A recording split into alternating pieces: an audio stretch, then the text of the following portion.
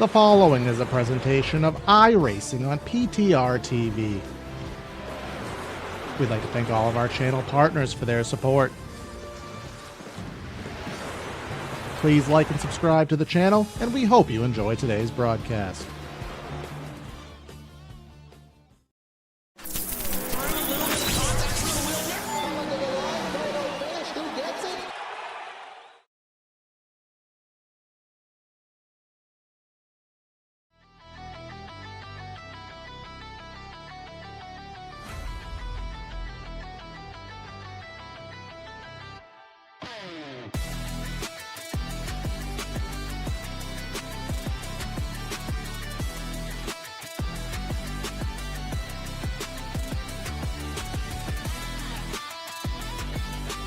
What a week it's been here at the famous Indianapolis Motor Speedway. A caution-free race in the Cup Series and the brawl at the Brickyard in the Truck Series on Tuesday. What will we see today here in the Florida State Builders Pro Series with these O'Reilly Auto Parts cars? More power, less grip in the driver's hands here as they try to sip the milk and head to the famed victory lane in the Pagoda. Who will get the crown? Let's find out together. Welcome everybody to PTR TV for today's coverage of the Florida Estate Builders Area Pro Series, round number 7 here at the Brickyard for a 70-lap race here at the 2.5-mile rectangle. Gonna be myself, Corey Silva, in the booth, and finally back from his little time off here as Real World hit, but he is back. Hunter Sleppy helping me out with all of the calls here. So I know, Hunter, you haven't caught to catch a lot of what's going on, but as I said, we were caution free in the next gen, and I think we had about 9 or 10 of them on Tuesday night. I think we're going to meet in the middle here tonight. I think meet in the middle is a pretty good way to sum this up for Indianapolis and the Pro Series. We last went here actually a season ago in a race when Logan Clampett won, and we had a yellow with about 16 to go. Usually average around 30 laps left in the race with the final yellow. And we averaged 5 yellows for Indianapolis. So I think we'll see a good bit of carnage early in the going, but probably get a good long run to finish it off. Again, only 70 laps for tonight's event at Indianapolis. Cameron Hurd and Connor Yaroshak, Logan Clampett, guys that have kissed the bricks virtually here. Sebastian Marin, I believe, is looking to do the same. I know that he has returned to victory circle last week at Rockingham. Finally got that pedal issue fixed, so looking to get his 4th win on the season here at the Yard of Bricks. Well, actually, is he even here today? I'm looking here at the roster. Now, there was some iRacing issues here logging into the server, some issues, but it seems as though most drivers have got them resolved and are able to hit here. Looks like we have about 33 drivers. I don't see Marin, though, so I guess that opens the floodgates for other drivers to get their opportunities here as Jake Nichols on the provisional pole. But let's take a look at the point standings here after 6 races. Peyton Howell up by 12 points over John Hall. Brian Mercurio still looking to break that hold on the goose egg for the win column there, as is Jake Nichols, James Scioli in 5th. And one thing that I noticed in these point standings there, Hunter, very big variance, almost 100 points from 1st to 10th here. So it just shows that some drivers haven't been having the most consistency or luck this season. Yeah, it's been a while since I've really looked at the point standings, and they kind of update it in a way where it's a little too difficult to follow, because it's a completely different system that a Sim Racer Hub has compared to the area iRacing point system. So, yeah, the top 10, it's very close, right at that 10th spot. Connor Horn, 2 points back. Drew Firenars is 5 points back. Chilcutt, he's been tearing it up in the trucks, I know, as of late, but in the pro side of things, he's 14 points behind Zach Carr, and again, I believe only 10 cars make it to the chase for the Pro Series title. So, going to keep an eye on that, as well as Peyton Howell. Again, the points leader by just 12 points over John Hall. I know Peyton Howell led a pretty good amount of laps last week at Rockingham. Didn't get the job done. He finished 4th, though, after starting on the pole. So we'll see if he looks for vengeance at Indianapolis. Absolutely. And see what kind of vengeance he can get here as qualifying does end up. We will run through the entirety of the warm-up here just to give these drivers a little bit of practice. The server opened up on time, however, drivers weren't able to join, so they'll just get their last second extra runnings here. So, of course, the next gen there, Hunter, we had, I mean, even if you didn't see the race we offered, even in the real world, very hard to pass here with the dirty air, what the next gen offers. The trucks were very much a pack race. I don't know. We actually do have some analytics from last season. I don't know how fresh that's on your mind, but what kind of racing are you expecting here today? Well, from this one, we usually get a good amount of lead changes. We get around, on average, 8 lead changes a race. Now, whether that's during green flag cycles or not, that is to be determined. And like I mentioned earlier, 5 cautions in total. We average 5 yellows a race. We've had 18 total at this track, and the winner can really come from anywhere in the field. Cameron Hearn won it from 5th in Season 4, Euroshack from 15th in Season 5, and then Logan Clampett somehow won the race after starting 40th. So, very diverse where this field can come from, or where the winner can come from in this field. So, I guess we'll just have to wait and see who will rise to the top here. Absolutely. We'll see who rises to the top indeed. But, of course, we want to thank everyone for tuning in here to PTR TV on YouTube. Of course, hit the like and subscribe button, help us out. And if you're watching on the Area iRacing Twitch, hit the follow button, the subscribe button. $5 a month can get you double points custom emotes. And you can earn those double points, redeem them in for some free Area merch in the long run here. So take advantage of that. But as these drivers do come on through, we do have some penalties. So I guess we'll go over them now. These will be applicable here today. End of line penalties. We have Hartman, Jeremy Miller, Steve Durham, who's not here. He's actually on Daddy Patrol, but from what I read, just had his newborn born today. So congratulations. He won't be here. That penalty will carry over whenever he races next. Kerr, and here's probably the biggest one there, Hunter. Brian Mercurio. You just talked about a driver trying to do a last to first challenge. Well, Mercurio would be someone, maybe he doesn't want to do it, but he'd be someone up for the challenge. No, and he's 29 points back from the leader, Peyton Howell, on the point standing side of things, so he needs to have a solid showing here tonight, and I'm sure that will happen, but it'll be a very difficult challenge to do so. Again, from the back to the front in only 70 laps, so presumably we get yellows involved. Could be caught up in the carnage after starting in the back. We tend to see yellows that happen towards the rear of the field, could happen towards the front, and then they check up, and especially here in Indianapolis, it's a really tough track to try and navigate through the yellows, especially if it's in between the turns, because there's not a whole lot of runoff. Like right here down the backstretch, there's some runoff here, but it's very wide, and the grass does play into effect here. We'll see how tight it gets in the turns. There's not a whole lot you can go. There are access roads there, but for the most part, it's very difficult to check up through the turns whenever there's a wreck. Yeah, we did see a lot of that the other day. Then they're coming here off turn number 4, where it funnels on in here to the grandstands on each side, the pit road, and we saw a couple wrecks that encompass the entire straightaway, block the entire racetrack. So that will also come into play. Coming here into the corner, you want to get right down there below that white line. But there's a little bit of a rumble strip, Hunter, and if they hit that rumble strip, a lot of times it will get that car upset. And the last thing you want to do is get upset and sacrifice your run down these massive straightaways. Yeah, and turn 4 I'm really looking at, because if you exit off turn 2 and spin out, there's nothing really there. There's a lot of runoff. Compared to turn 4, that's the entry to pit road.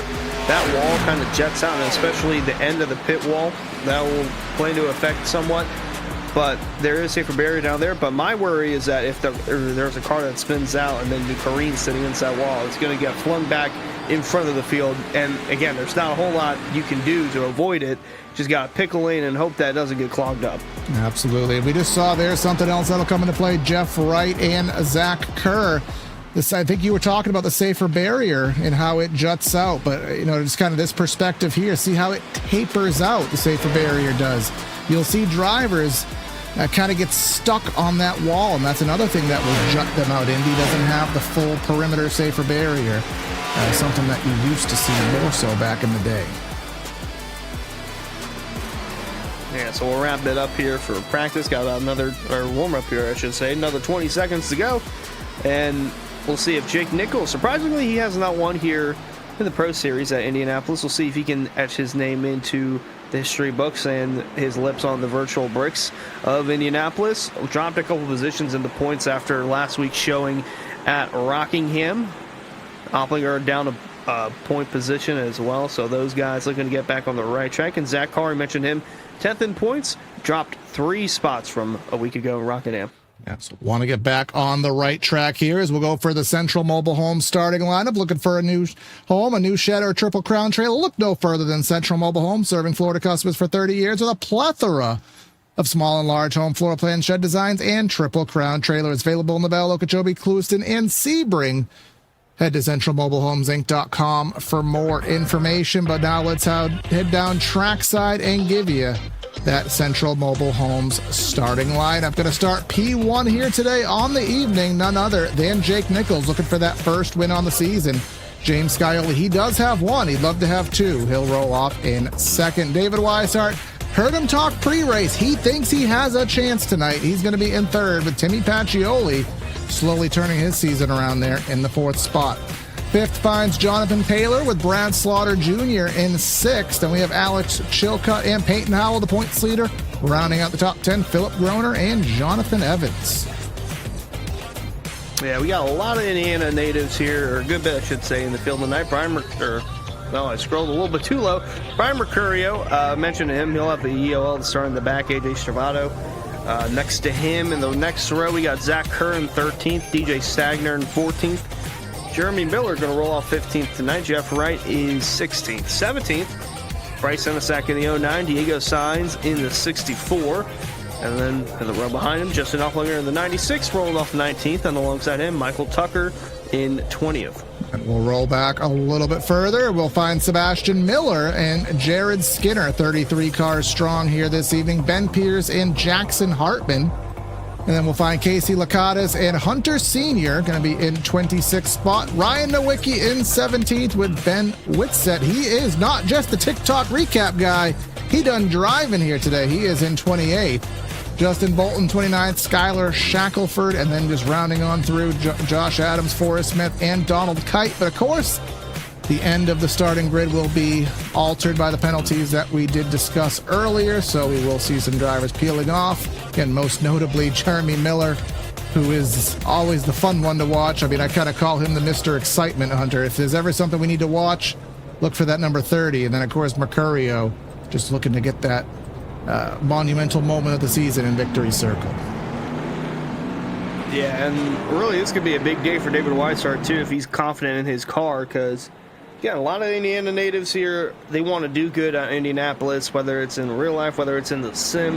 It's a racetrack that's very near and dear to the hearts of many that come from Indiana. So shouldn't be surprised to see the Weishart machine up here. I believe Bryce Senesac also from Indiana. I think we have a couple more in the field, but those guys racing with a little more pride on their sleeves today. Absolutely. Of course, 1994, when they first came here for the NASCAR Winston Cup at the time, Jeff Gordon, who, of course, at Vallejo, California hometown in terms of birth, was largely raised here in Pittsboro, Indiana. So when he won here at the Brickyard, it made it that much more special. Tony Stewart also getting a win here. That was monumental. I can't remember Stewart's hometown off the top of my head, but Rushville, the Rushville Rocket. No, that's Ryan Newman. Whatever. Tony Stewart born somewhere in Indiana. Someone will put me in chat here, but we'll come down the back straightaway, get our race details, same as usual, fixed setups, 4 sets of tires, no backup car, and 3 green-white checkers if we need them. We don't really have any details on the fuel numbers or the fall off here in this car, Hunter, so we'll see how that all plays out over the course of the event. Tony Stewart from Columbus, by the way. Okay, there we go.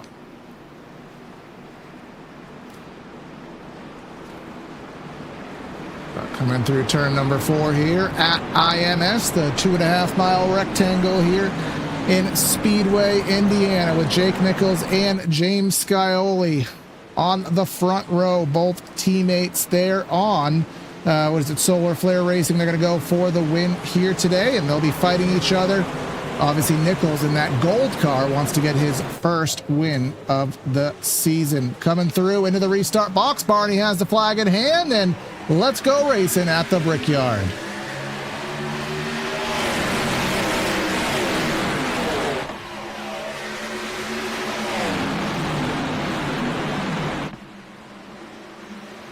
Firing off into turn 1 and 2, still side by side. The outside lane here at Indy comes in better than you'd think here on the simulator. But James Scioli falls back in line. A little bit of a wiggle from Jake off the corner, sacrifices his exit. This is something we're going to see a lot of today, Hunter, snaking on the straightaway, IndyCar style. Yeah, the Lucky Duck teammates are already door-to-door again for the lead going into 3. Scioli on the outside, Nichols on the bottom. Don't really see too much passing on the outside in the turns here in Indianapolis, but Scioli trying to do just that. But the yellow comes out, so we won't get to see who leads at the line on the first lap. Oh, and it's our TikTok guy. Is he going to put that in the recap, do you think? Of course, if you haven't checked out the Area iRacing Instagram page, check him out. Ben does some phenomenal, intense recaps there. But you saw Nowicki get sideways and just in front, and again, this is all on the caboose here of the field. Watch Nowicki in the 0-1 of Ben.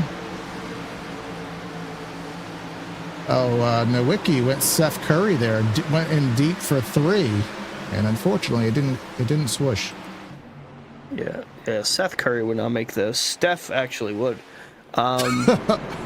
So a very intriguing yellow to kick things off here from Indianapolis, and looks like Scioli will be the leader. He had enough momentum on the outside and was able to just get in front of his teammate Jake Nichols there. Pacioli in 3rd, Weishart down the 4th, Jonathan Taylor in 5th. No, not the Indianapolis Colts running back Jonathan Taylor. That is a completely different Jonathan Taylor in that 87 car. Or one of the kids from Home Improvement, Jonathan Taylor Thomas. I think he was Randy Taylor, if I'm not mistaken. But Hunter, I'm going to need you to correct me. I tried being cheeky, and I tried saying the team name. Is Solar Flare on Tuesdays, and then it's Lucky Duck on Thursdays? I'm pretty sure, because Lucky Duck I see here, it's James Scioli, Jake Nichols, Philip Groner, and AJ Stravato. I don't believe where am I getting Solar Flare in this. Well, they've been in the Cup organization for quite some time now, and look, we're gonna have some pit stops here. They're just juking it out here, unless there's a fuel number that they're going for that we don't know about. But no, looking at the long shot here, everyone's just playing with that cone, and there's Mercurio. I mean, he has nothing to lose back there, so why not top off the fuel cell? I mean, you never know. I mean, go back to Drew Jua at the Cup race at Michigan. You never know when you need an extra 3/4 of an ounce of fuel in that tank. So take the opportunity, but we will roll on through here and see what we get out of this deal. Yeah, so the first yellow of the night on lap number 1. We'll see if we can make it through a full lap of green flag racing on our next go-around now. Restarts here. I'm pretty sure that you want to line up on the inside line each time. If you don't, might be a little malpractice on your part, but I would assume the 7 would restart on the inside, although teammate being in 2nd, not really sure if there's going to be a little team game going on where they restart in opposite lanes and then the other guy lets the leader in line. So don't know if that will happen, but it's just something to keep an eye out for. Absolutely. And I did just confirm here that it is obviously the Cup team that is Solar Flare, but it is over here Lucky Duck here. So apologies for that, but anywho, should get through pretty quickly here. Typically these larger tracks have a addendum, kind of a shortened pace lap, so we should get 1 to go this time by. And again, that incident didn't have too much damage, so should be all well and fine here. But let's come through and we'll get 1 to go. Yeah, it's Alex Chilcott running on the access road down through 3 and 4. Not mandatory here to go on to pit road, so if we do get green flag pit stops, they can just make that hard left turn off of turn 4 and just go about their business.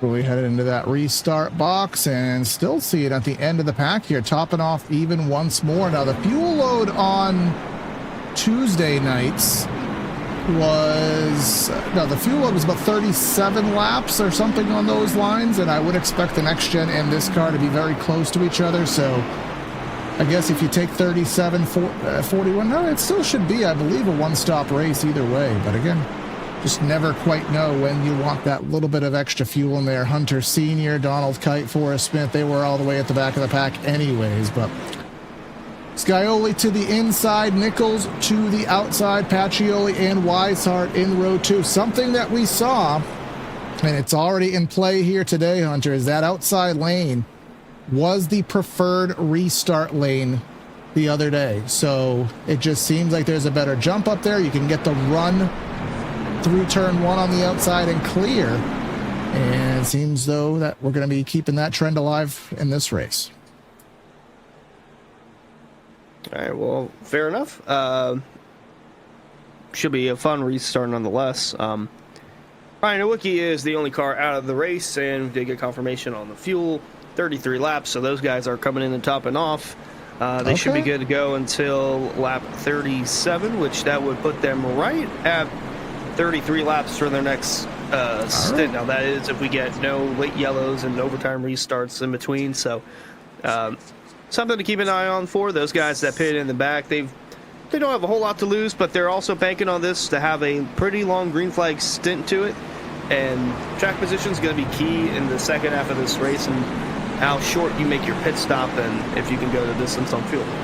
Absolutely. They'll be right on the money, but that implies that this is going to be a clean green run to the end. Will it be? Well, we'll find out, but we'll get sorted through. The iRacing pace car will pull right into the safety of the pit lane, and going to be Scioli and Jake Nichols on the loud pedal for the restart. Let's see where the pushes come from behind. There we go, get going there. Looks like Scioli will clear. Nichols should be able to fall right back in line, and he'll go right up, get that perfect apex, perfect entry into turn 1. Yeah, Nichols a little bit loose there. Weishart with a strong run through turn 1. Going to go and stay door to door. Tried it with Pacioli in the 89 through turn 2, but Jonathan Taylor will have a look to his inside, and there down the backstretch we see these guys start to fan out, try to get in line. Chilcutt getting around Jonathan Taylor, at least on his quarter panel, so he'll have a strong shot going into 3, but the first 5 cars or so, single file. There's Jonathan Taylor underneath Chilcutt and all the way to the outside, but as I said, you get a little bit of bite up there, especially as the rubber goes down. They'll find grip up there in that non-geometrically sound lane there up top. Chilcutt falls in line. I saw a little bit of a wiggle from Weishart. And look at Jeff Wright going 3 wide. AJ Stravano there. They'll funnel back down to 2. With so much opportunity down these straightaways, drivers taking advantage of it. Yeah, don't really want to stay side by side for too long because the draft's still in effect here for the straightaways of how long these straightaways are. I want to say they're close to a mile in length. I could be wrong, but 5/8 of a mile. Yeah, pretty long ways from now through the turns. So gonna want to get in line, and well, if you got a big enough run like Jonathan Taylor, take it to the inside. We're gonna get that 5th spot back from Alex Chilcutt into 3. Very close there, but Chilcutt's still on the outside. Going to be a thorn to the side of Taylor for turn 4 at least, and they stay door to door down the straightaway. It's going to build up a run for Peyton Howard. And you can just see them doing a little side draft. That's basically putting a parachute out, stopping them from making any headway. As soon as one gets a run, they side draft the other back, and that gives the car in front an opportunity to scoot away, but they'll pull back in line and didn't allow Weishart to break too much air there. So go a little bit further back. Stravado and Wright just behind that. Justin Opplinger in that number 96 in the Yarn Hub Supra. Just behind that, you have Michael Tucker. And this is all just outside the top 10. But here's Weishart making a move. Yeah, he sees the shot and he's going for it to get around Pacioli in the 86 for the 3rd position in turn 3. David Weishart on the move back to the 3rd position where he started this race from. Pacioli down to 4th. Taylor holding strong in 5th. It's single file for a good bit of ways on back. Got a couple of guys in the back getting close towards the wall. Some side-by-side action. And there is Jeff Wright. I see him again. He's sticking his nose out to the inside. I believe it's AJ Stravado. Wright set a sack up here in the 09. That's actually the car he was underneath, an Indiana native. one spot shy of cracking the top 10. Now we're starting to get that spread out situation, which happens here at the Brickyard. 36 of Tucker underneath Opplinger. That's for 14. But now to the outside is Justin Bolton. And now Mr. Excitement, Jeremy Miller, goes 3 wide down to the inside. 36 pulls the parachute, pulls the plug out of that situation, and that will move Miller up to 16. Remember, he had an EOL. He did top off, I believe, once or twice. And he is doing better than Mercurio. He is about 5 positions higher than that 82. Yeah, he's slowly working his way towards front. Jeff Wright got around Bryce Senesac there, and AJ Stravato as well.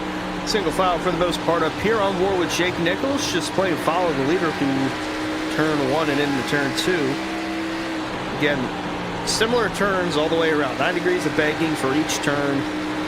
And it's a cat and mouse game here, as he's got a nice run down the backstretch here, but don't think he'll be enough to make a move into 3. Yeah, he'll get right to him, but not enough. You know, this is where you get the maximum run from the draft, right at the end of the straightaway, and that's where you have to lift off for the corners. But one thing he is doing, and he's trying to do it if Scioli allows him to, which I'm not sure if it's helping him or if it's a team helping or missing the line, but if you can get a little bit lower, get a little bit of air on the nose, maybe get a foot lower than him in the middle of the corner, gives you that massive run. So I saw some smoke in the direction of the 30 as he was trying to make a pass back there. Yeah, working around the 09 instead of Sack going into turn 1, he'll be on the inside, and that's for the 14th spot. He'll take that away from Bryce, who has quietly fallen down to the 15th spot, and looking to keep the 36 car at bay. That is Michael Tucker.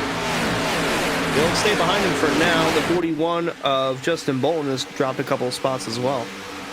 I'm just watching up front again. It seems as though every lap, I'm just looking at our live telemetry there on your ticker, and I keep seeing Jake Nichols get to about 1.8, or 0.18, 0.15, 0.13, and then it goes right back because he's just getting such good runs off the corner.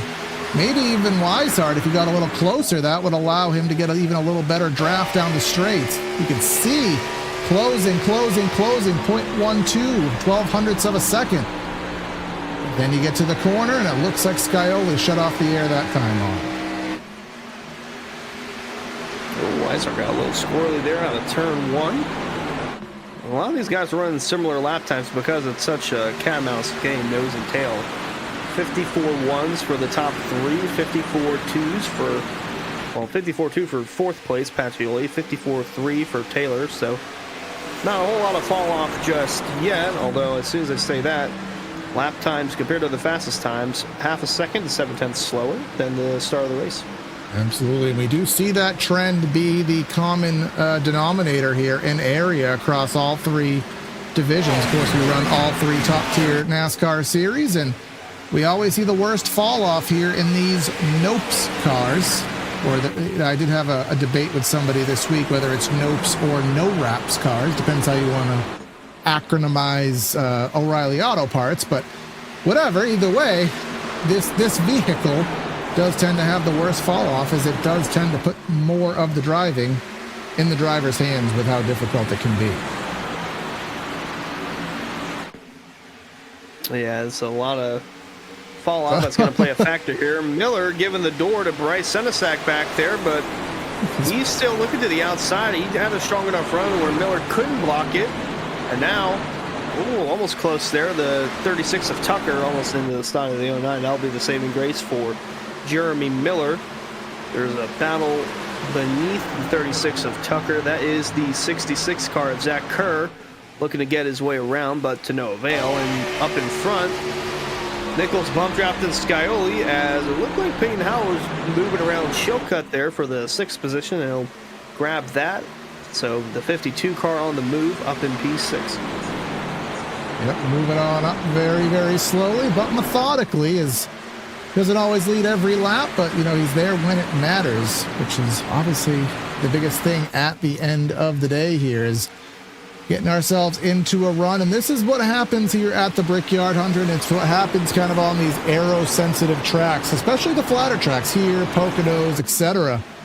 where you get that pack racing for a few laps and the tires have all their goodness in them, but as it wears out, it becomes exponentially harder to pass each lap, and now you're just trying to minimize mistakes and not allow the guy behind you to draft up on you.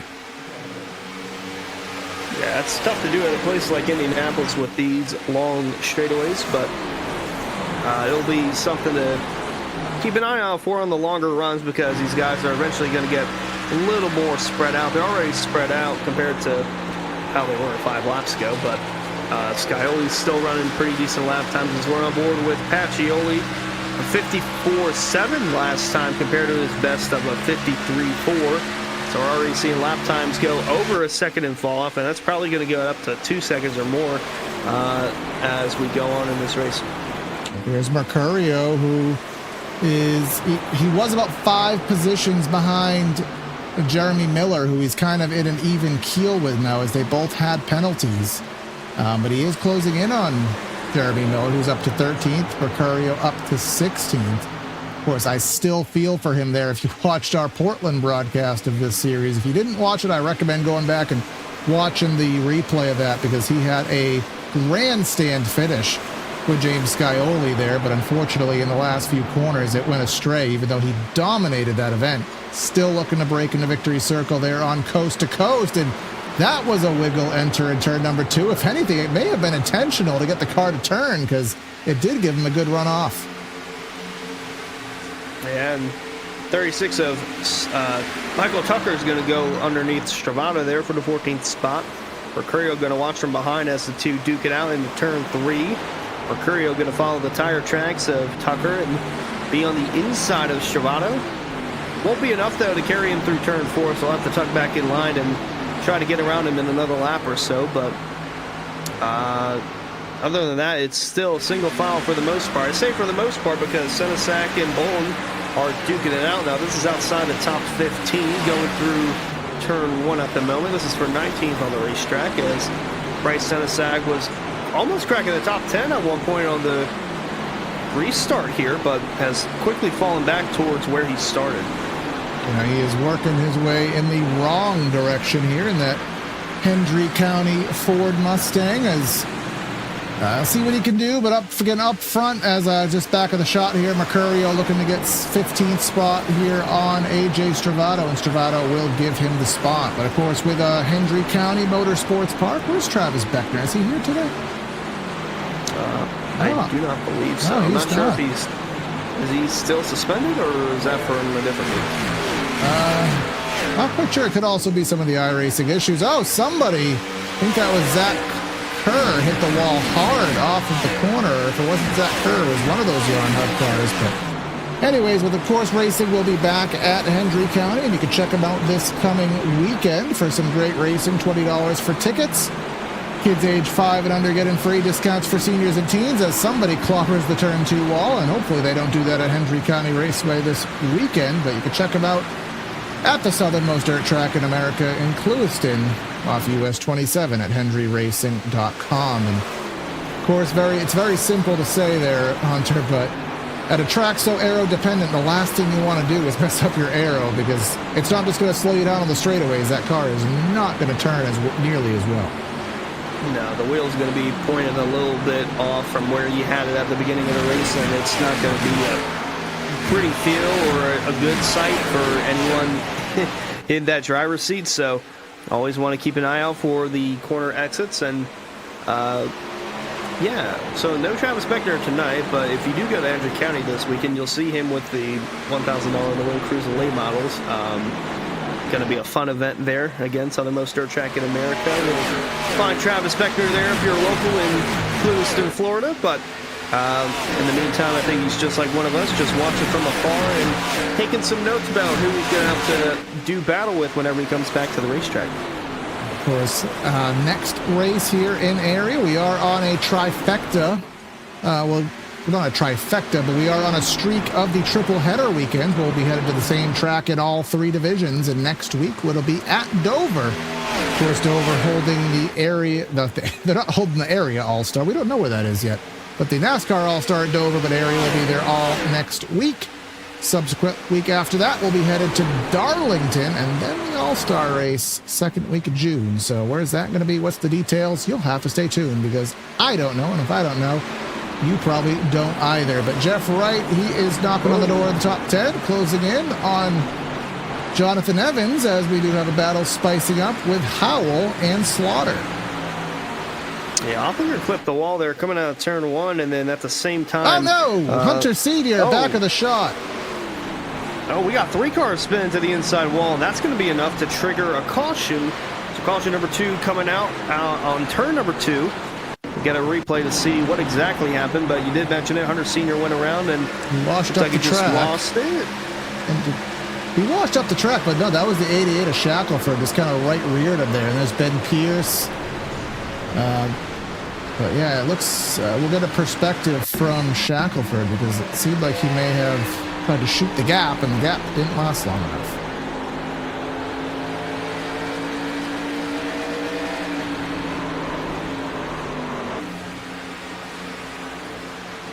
Yep. That'll be interesting how that is scored by the admins, because it seemed like his momentum was carrying him off the corner, and his arc was a little bit too much, so he tried to steer it back and then just clipped the car, and that's how we had a 3-car wreck on lap 19 here in Indianapolis. Here we are, yep.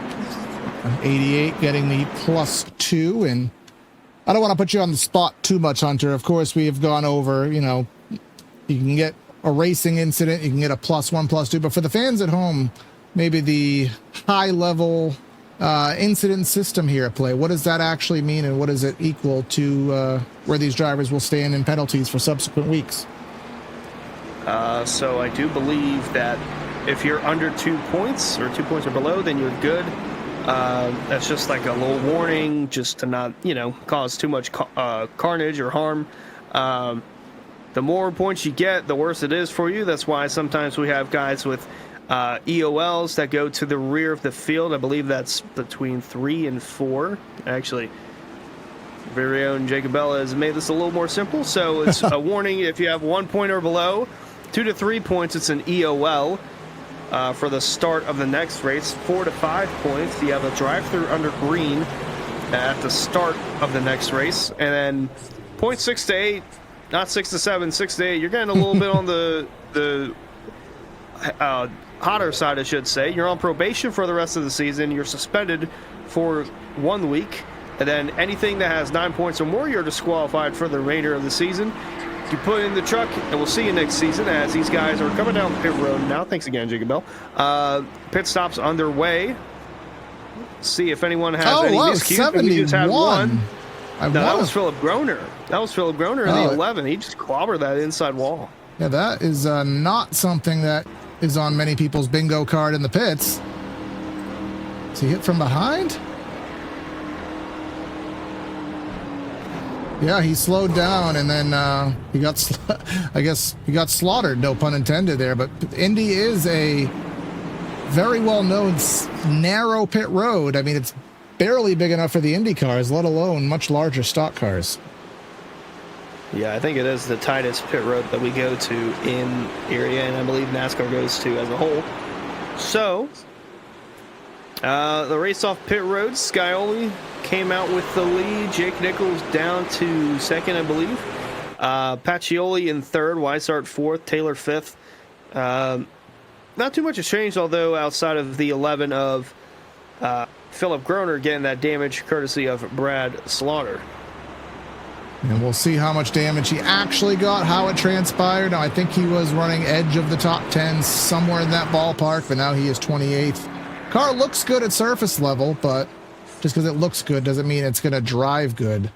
So we'll see how that does transpire. There's Ben Pierce. Obviously, he just got slaughtered. That's not a pun. That's just me using that word in context. But he just got whammied there and try to get whatever he can fix. Of course, Ben Whitsett, he was involved in that first caution. He is 1 lap down, got one of the back. And DJ, Buddy Bryan's, what is that? Buddy Bryan's questionable ales. Well, he might need a questionable ale to uncover the anger of getting wrecked here in this one. Yeah, that's a good bit of damage there to that 04. Barbecue in the pits, as I do believe we'll get the one to go this time through, and we do. Scully will be the control car, and choosing the bottom. Seems like he'll take the bottom. Yeah, which again we've seen. I go back, so Hunter. I don't know if I ever told you this story, but there was a league race here in 2016 that I was in, and it was on Race Spot. So, you know, big deal. We actually paid the money to be on Race Spot. I had the race won. There was a restart with 5 to go. I chose the bottom. What happened? Guy ran around the outside of me. I'm like, how do you pass on the outside at Indy? And 10 years later, it's still, I'm not over it yet, but moral to my point here is we've seen the outside really work. I actually saw on Monday and Tuesday night drivers voluntarily making passes on the outside at IMS. It just baffles my young brain to say that. But that being said, I think maybe because it is a team affiliation up front, they might just be playing nice with each other, at least early in the race. Yeah, that'll be something to keep an eye out for, as again, outside lane, usually we'll get you saw in the last restart, David Weissart got a good jump at it to take third away, although didn't quite do it. Had to wait a couple laps to do it on Pacioli, but yeah, teammates again going to be on the front row. Skyley to the inside, Nichols on the outside. That's the Lucky Duck teammates running 1-2. And as mentioned, you'll find in the second row in the third spot, Timmy Pacioli, David Weissart, Indiana native, having a solid top 5 day. And then in the row right behind them, Alex Chilcutt, Jonathan Taylor, Brad Slaughter, Peyton Howell, Jonathan Evans, and Jeff Wright round out the top 10 as the pace car is going to make the hard left turn on the pit road. Skyley is going to lead the field back to green as he's the control car. And this is probably the longest, I'd say, to get to a restart box in any of the area tracks. Absolutely. The long straightaway here, and waving the flag is Barney, and absolutely gets the whole shot. And if not a good jump on the outside for Nichols, that'll open the door for Timmy Pacioli, number 86, trying to get to the inside. Will he be able to clear? He will move the 86 up to P2, and wash it up the track. Chilcutt, I think, off the door of Brad Slaughter, opened up the door for Jonathan Evans, and we're still all over the place. Wow, I have no clue how that wasn't a wreck, but we're 3 wide now, about to go into turn 3. Jeff Wright right in the middle, and Peyton Howell on the outside. It's going to be very tight. Someone's going to have to give. Opplinger down on the inside lane in the 96 car, and they get through A-OK, but man, I'm not sure how that wasn't a wreck in turn 2, but Chilcutt going to try and find his way in line. A lot of slipping and sliding. The 48 is going to get behind Opplinger, give him a little push down the straightaway, but gosh, chaotic racing here on this restart. And who's that? Is that Bryce Senesac all the way down to the inside? There was nearly 3 wide, if not 3 wide. 77 Estravado washed up as well, nearly into Justin Bolton, but and mind you, everybody did take 4 tires on that caution, so we're not at a detriment of 2 tires, 4 tires, old tires. Everybody is on even keel here as we quickly approach halfway. Everybody's still well without of a fuel window, so we will have one more at least required stop at some point in the race, but Chilcutt having some connection issues there as Peyton Howell, the points leader, getting to the inside for 9th. Yeah, trying to get a good run there through turn 4. Going to get loose on corner exit, really loose, but was able to keep it straight there. One position door-to-door back there. I believe that was Philip Groner in a 609 car, if I had to guess, but single file for the most part here as they're rolling through 1 and 2. Mercurio having a look to the inside. He's jumped up to 8th, now trying to get 7th around Jonathan Evans, I should say, but he will get loose, won't get that run. Here comes Chilcutt looking to give a push, and he is blinking in and out. Oh my God, Jeremy Miller with the block down the straightaway. He thinks he's Alex Palou the way he's snaking that car down the straight trying to break the draft.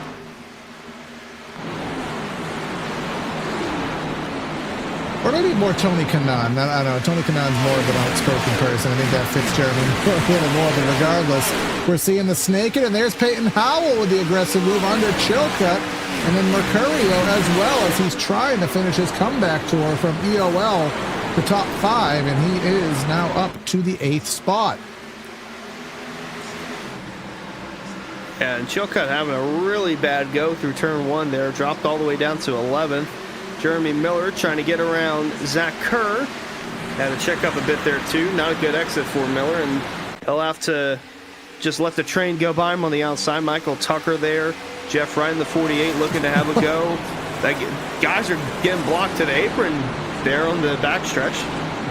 And the apron here is grass, so got to watch out for that. Oh, God, don't hurt each other. Shackelford and Groner through turn 3. This is 25th right now as look at the 88. Loose for 609. That 88 is slideways. You'd think he's at Eldora the way he's sliding that thing around the corner.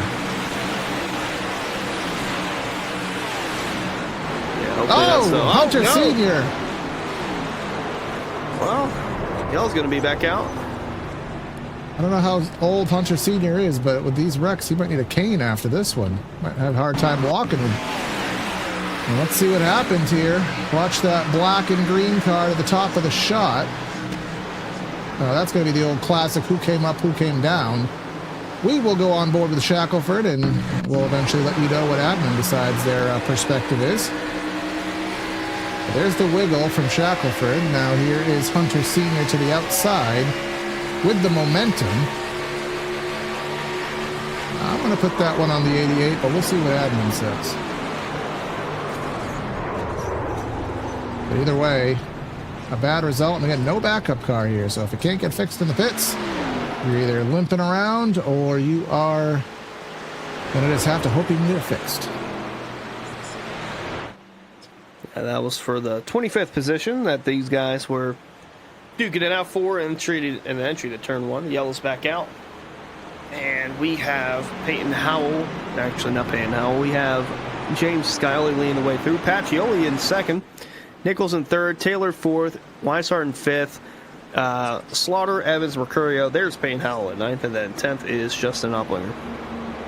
So we have another caution here. Now, usually I use the opportunity to focus on the sponsor cars to get into a sponsor segment here, but we don't have any of them here today. So we'll just start here at the top with Rick's Hot Sauce.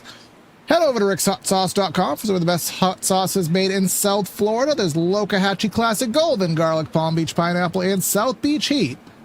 And you can check out the Rookie of the Year battle on our Monday nights with the Cup Series, sponsoring a $100 Rookie of the Year prize with rickshotsauce.com.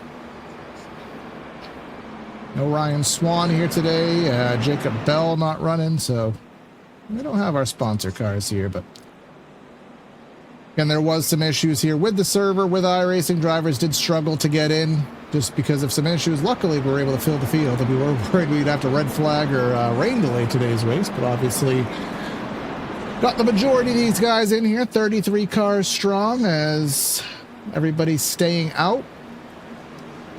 7 laps in, but now I think the pits are finally opening, and we had to catch the pace car, so it took a long time, but Pacioli staying out, as most of the field. Scioli and Nichols. Looks like we may have a split bag here. Oh, actually, more than a split bag. A lot of guys coming in. Yeah, I do have a question, though. I'm not sure if it's a penalty if you go past that yellow cone and then you come out. Yeah, it's an unsafe pit. If you cross that cone and then you decide to peel out, it should be an unsafe pit entry and black flag you. But if you get away with it, maybe they updated it or you just got lucky. It looked like someone did just that. They went through the yellow cone and then they merged out. There's corner exit here at the Brickyard. You do have to take the access road all the way around. Of course, I don't remember which year it was, but I know they were doing some follies there into turn number in the chute where Chase Elliott ended up going too wide here in the chute, going above that lane and cutting back to get the best lane through the warm-up, and ended up getting a penalty. So that actually can come into play too, I believe. So you got to stay on that access road right as you can see them blending on out. But that's going to be Jake Nichols blending out in the 13th position, which isn't too bad here. And given the numbers that we were given by Jacob Bell, this could be with, actually no it's not, 40 laps to go. They can't make it. I thought it was 30, but I can't do math. No, 33 laps is the fuel run here, so these guys will have to make at least one more pit stop, whether you pit it or not.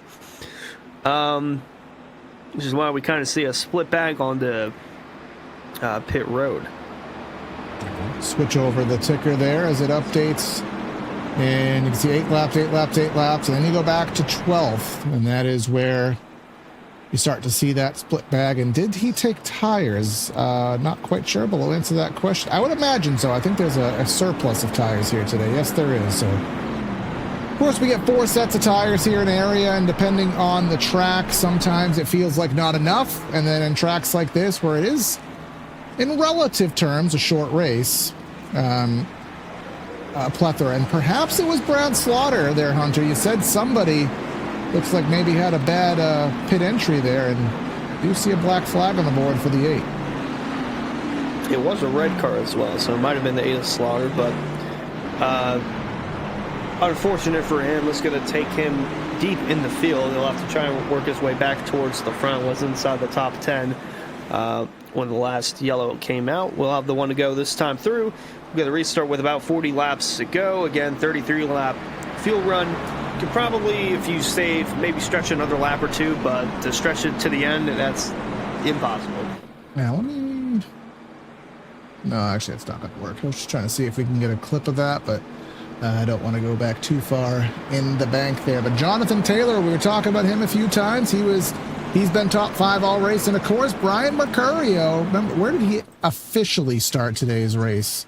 That has already lapsed by memory. He officially started in 11th. Of course, he practically started in probably 26th or so. But now he has the best track position he's had all race. So we'll see what he can do with it. Last restart on the outside, I believe it was Jake Nichols. He did not get going, really stunk up that outside lane. So we'll see what Jonathan Taylor in that 87 can do. If he can get a good run, maybe have a battle with Pacioli into turn 1. Yeah, will be a fun restart to look at. We got new contenders up front. Pacioli going to be the control car on the inside lane. Taylor on the outside lane. Weishart in 3rd. Mercurio 4th. Payne Howell's been making some moves, as has Offlinger, Zach Kerr, Casey Lacanas, Michael Tucker, Bryce Senesac, a whole slew of drivers that have moved up, and some new faces inside the top 10. Pace car is going to make the hard left turn on the pit road. We're going to get to the restart zone, and we'll have 40 laps of racing remaining at the world-famous Indianapolis Motor Speedway. Green flag in the air, and oh, we got car in the wall there, right off the jump. Oh, big carnage in the back. Yeah, Jeremy Miller went around. It's a chaotic melee as they roll past the start-finish line. The yellow is out, and it looks like the 30 cars day is up in smoke. Yeah, quite literally there, and I think that's a meatball flag because it's registering a black flag, which typically means a meatball flag.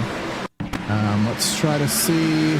Oh, it started. That's Josh Adams who was in the wall, but it started a little further up. Oh, a couple drivers just cataclysmic contact there. There's Shackelford, but it started, I want to say, with Jeff Wright, perhaps. Let's go a little bit further up here. Yeah. So there was a bunch of wiggling here. Yeah, they were all stacked up. Adams into Wright, and then eventually behind that, it just obviously went the way it went. But it all started up with just kind of a stack up on the restart. Not sure where it initiated, but all that matters is it happened regardless. And the yellow's back out. And that's going to make things a little more interesting for those that just pitted, because it's going to be a lot of time under yellow, a lot more time to save fuel. Could get it a little bit closer to the end of the race now, I suppose, if you do that. But to catch the pace car, you got to go a long way around this track. Absolutely. You know, you talked about 33 laps being the number, Hunter. So 33 laps is the number. Right now we're at 38 to go. Probably go green at 37 to go. I mean, I don't know if you could say 4 laps here. That's a tough ask. And in terms of the penalty, I don't quite know what that means, Hunter. So, The penalty? 22 telemetry. I don't know what that means. So perhaps we can get further clarification. But I don't think anything drastic is going to happen here on this pit stop sequence and this caution sequence. So while we are under caution yet again, we're just going to step aside for a brief break, and we'll be back with you guys for the restart. So please stay with us.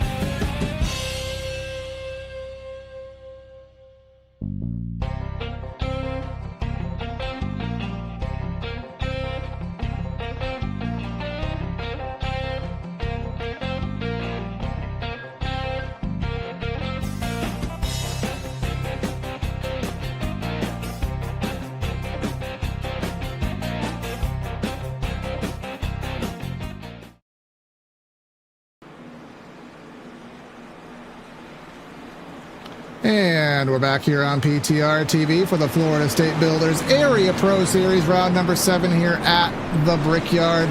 Myself, Corey Silva, in the booth, in the truck with Hunter Sleppy, giving the calls here. It's kind of been another brawl at the Brickyard here today. Some good racing, but we have had our fair share of wrecks, and we're getting ready for another restart. Timmy Pacioli and Jonathan Taylor on the front row.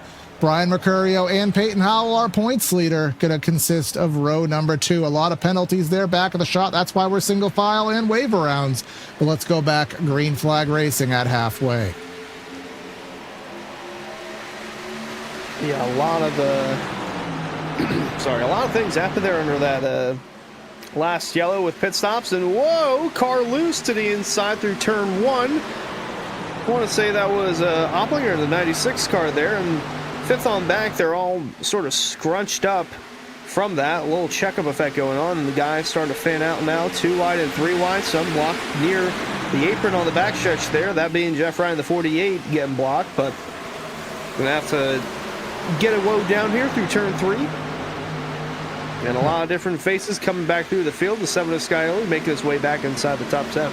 Yeah, and he has separated himself from teammate Jake Nichols. You can see that gold car to the inside, and there's Jeff Wright, Mr. 3 wide. You know, Pitbull's Mr. 305, but we'll just call Jeff Wright Mr. 3 wide here today. He's going to go inside of Jake Nichols, entering 1, and they'll remain 3 wide, entering the corner. Chill cut all the way to the outside lane here, and we're getting tight, we're getting loose, we're getting sideways, but we pull it through. Yeah, put him in a tough spot there. 3 wide through turn 1, not where you want to be in. As Nichols got really sideways there on the exit of 2, but holds it together. Up in front, battle for the top 10, I want to say. That is Casey Lakatos and Alex Chilcutt, as Chilcutt will go around on the outside. Jeff Wright will try to do the same. I believe those are teammates for Central United, Jeff Wright and the 50 of Lakatos.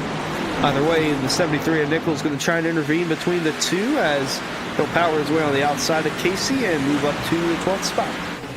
Good run for the 50 so far. We'll see if it can sustain. You can see back of the shot here. There was Jeremy Miller and a few others well off the pace with their damage over the course of the race as they were involved in that last wreck. But going back to the lead, Timmy Pacioli has gained about a 0.3 of a second lead. Brian Mercurio from row number 2 on the restart getting second over Jonathan Taylor. Peyton Howell in 4th, highest he's been here today, as well as Zach Carr in the 66, highest he's been. And kind of a 6-car breakaway, and that's where James Scioli is in 7th. But remember, he is on those 4 fresh tires there, Hunter. So we'll see if that has a tangible difference, letting him close on it.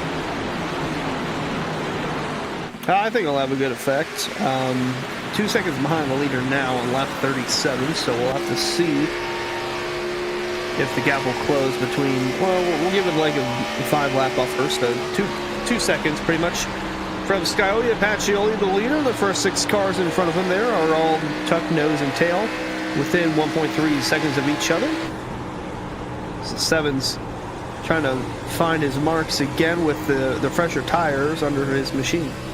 Trying to see what he can do, but again with Timmy Pacioli up front right now, and I don't know the exact statistics here. I got to open up my stat sheet again, but I want to say this is probably the most laps he's led this season in that number 86. Of course, the season just started off cataclysmically for him. Just so many issues out of his control, even just couldn't get himself a lucky break. But things are turning around for him, working his way back up in the points. And of course, he's up front here on strategy as Jake Nichols looking for a 3 wide here in the back. Yeah, this time he's inside of Jeff Wright, and Wright's in the middle, with Chilcutt still being the 3rd car on the outside lane, having to go really wide. Tough spot there. They're going to almost touch. They might have rubbed a little bit through turn 1. Turn 2 going to be a different story. The 60 car going to power on the outside. Wright is loose, and then behind them, Evans and Groner touching doors. The 11 car back inside the top 15 after that collision he had on pit road with Brad Slaughter. So good to see that for the number 11 machine. And of course, that number 11, remember, he was just in the pit wall not too many laps ago. So obviously not much damage came from that, and he will be highly appreciative of it here. But I've been just pulling up the stat sheet, and Timmy Pacioli, yeah, prior to this, he has not led a lap this season. So he has not just singled or doubled his lap sled count here on the day. He has done it to a power of 12 as he is in front of the field here. And of course, on the one race, we don't have Lucky Ducks in the YouTube chat with the race. Well, not Lucky Ducks. What's on tap? We don't have What's on tap in the YouTube chat. And that's when Timmy Pacioli is at his finest. But Brian Mercurio closing on in. Now the gap is within that draft distance, getting the run, but entering the corner. Pacioli doing a good job cutting the air off. Saw Mercurio hit the apron there, hit the curb, and that washed him up the track. Yeah, meanwhile, the gap between Scioli and the leader down a couple of tenths, that being down below 1.8 seconds now, as there's Chilcutt. Again, he's looking to get around Jeff Wright, or Jeff Wright's looking to get around him. These three have not left each other for quite some time now. That being Nichols, Wright, and Chilcutt. Seems like they're always together, no matter what, even if they're three wide or single file. Nichols is in the top 10, however, as he's looking to drive away from Jeff Wright, have his sights set on the 41 of Justin Bolton. Looking to get around him as Pacioli continues to lead. David Weishart moving up around. I want to say that's Hunter Sr. in the 1. That car is going as well as it is. Weishart, I think he made a pit stop last time through. Yeah, let's check here. Yeah, he pit 7 laps ago, so he did pit one more time. And again, I'm shocked that Hunter Sr.'s car is doing as well as he has. He's been in 2 incidents here today, but that thing is chugging along and still running a modest pace here at the Brickyard as we are past halfway. We are within a fuel window as of right now anyways. Of course, I don't think anybody can make it as of what they currently have, but from this juncture on, a pit stop would get you to the end of the race as Brad Slaughter, he is battling with Jackson Hartman. This is for the 20th spot, not missing anything too drastic up front. Diego Sainz, Bryce Senesac. Remember, he was battling top 10 Hunter, but now he's relegated back to 23rd. Well, not for long. He's going to have a strong run and make it 3 wide here down the back stretch. He'll be just enough to get on the quarter panel of the 64 car of Diego Sainz, and Diego will back off, and Bryce will have a run at it into turn 3. 64 went really high, and that might play into Bryce's favor, although he'll have a strong run going into turn 4. Bryce will send it down in and looks to clear him off the turn, so the 09 car back up to 22nd. Working his way, just trying to manage what he can get here out of the day. But again, taking an opportunity to talk about, again, another one of our area partners here with Blue Tip Pool Builders. Bring your party to life this summer with Blue Tip Pool Builders. Customize your pool to your unique aesthetic and style. They have skilled craftsmen, cutting-edge tech to bring your pool to life. If you don't have a pool, they can do your dynamic lounging areas, your outdoor kitchens, and the like. Head to bluetippools.com. As we saw way back in the shot, Ben Whitsett, who did get back on the lead lap. And it's, again, one of our social media partners here with Area, does all the cool recap videos. He is in Indy. He visited the track here today. Wanted to come out here for the Indianapolis race, and he's just out here for the fun of it that day, not going his way. But up front, Mercurio trying to break the bubble. He's within about a tenth of Pacioli, putting the pressure on. Catching him is one thing, passing him is another. And we got a yellow before we even get to see an attempt to pass, so caution is out. And it's Chilcutt, the 60, up in the outside wall, missing the rear of his car. Now, he was just outside the top 10. I'm not sure if Nichols none of them had to do with any of that. Yeah, there was some help involved there. Let's take a gander at what if the grandstand would allow us to. Well, clearly that camera is not going to do us justice, but he was battling with Jonathan Evans. I think he tried to clear his line there, but unfortunately for him, he went down the block. Evans went to the high side and car high. He tried to get a good arc.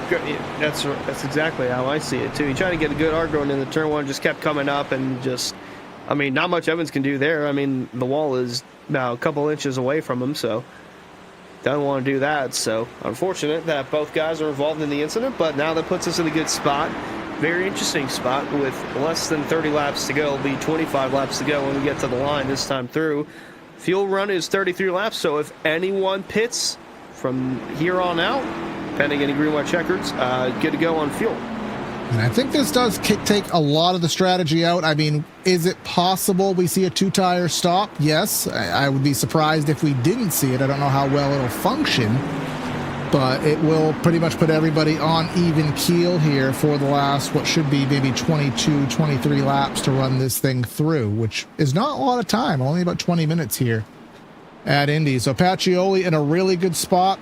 I mean, you never want to say never, Hunter, that it's impossible to pass, but if he's able to stay out there, let's say hold off second place for, you say, 5 laps. From that point on, it's even harder and harder for that second place guy to make the move. So it's really a matter of just trying to get the best run off the restart possible. Yeah, this is why we mentioned track position is key, because Sky only did close the gap a good bit to the leader, but he caught that train, and there's not much you can do to get around the other car unless you hit him. You don't want to do that, so you just kind of have to ride the train as everybody's going to come down pit road and going to get themselves in a good spot for fuel to the end. Absolutely, as everybody will come into the pits, and we'll find out what happens here for this sequence. Who is going to take an opportune chance to maybe gain themselves track position? Will 2 tires work? Will it be enough? Obviously, dirty air is a big thing, but will any strategy work here at the Brickyard? We've seen drivers already here tonight have issues in the pits, getting spun out, getting into the wall. Jack's going up, right side going up. We seeing anybody peel out? Anybody go through? Let's see, Jonathan Evans.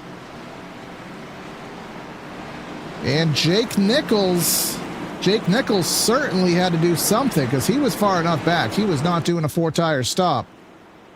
So let's, yeah, Evans. 2 tires. Evans and Nichols, 2 tires. Everybody else 4.